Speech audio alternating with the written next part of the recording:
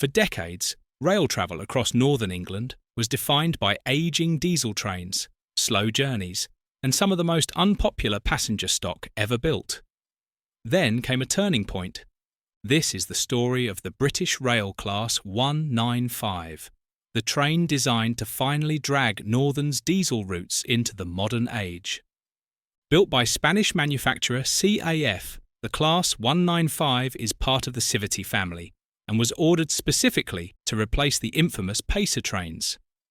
In total, 58 units were built, 25 two-car sets and 33 three-car sets, and today they form the backbone of Northern's non-electrified network.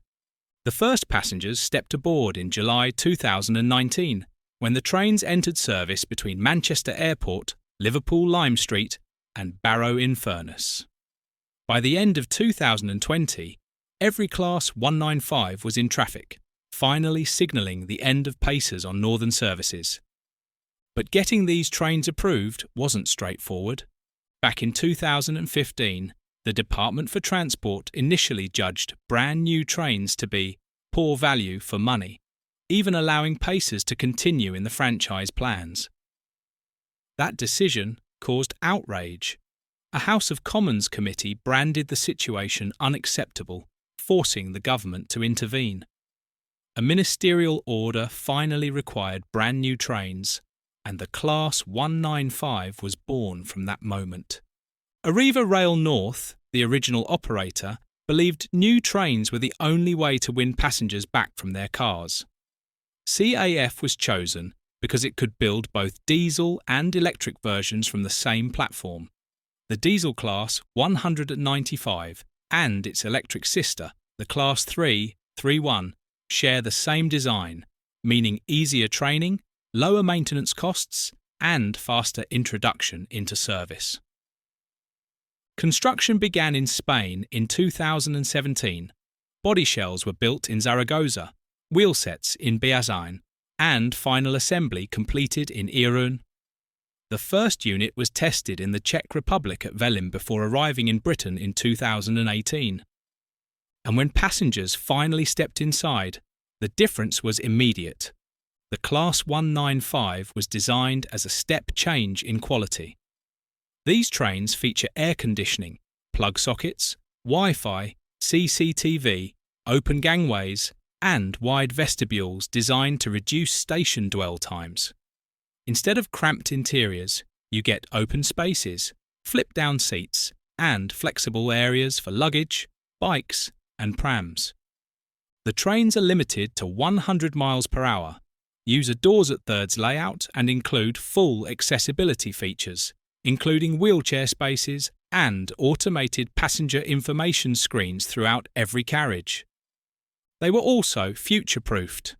Designed for a 35-year lifespan, these trains are expected to run well into the 2000s and 50s with refurbishment. Some units even include a digital seat reservation system, installed not for immediate use, but to keep the trains relevant for decades to come. Operationally, the trains are flexible too. Two-car and three-car sets can be coupled together, forming 4- or 6-car trains on busier routes like Manchester to Liverpool via Warrington. Automatic selective door operation ensures they can still call at stations with short platforms with clear audio and visual warnings for passengers. In March 2020, Northern was taken into public ownership, becoming Northern Trains, and every Class 195 transferred across with the rest of the fleet. Several units have since been named, including Pride of Cumbria, Key Worker, and Rob Borough CBE, reflecting the communities these trains now serve every day. Not everything has been smooth. In March 2024, 2 Class 195 units derailed near Grange-over-Sands after passing over defective track. Thankfully, no one was injured, but the incident highlighted the continuing importance of infrastructure maintenance alongside modern rolling stock.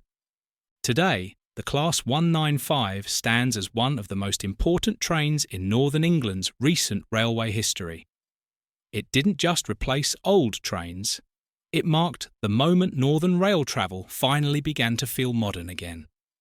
If you enjoyed this deep dive into the Class 195, please give the video a like, share it with a fellow rail enthusiast, and subscribe to the channel for more railway history, modern traction, and forgotten stories from the rails.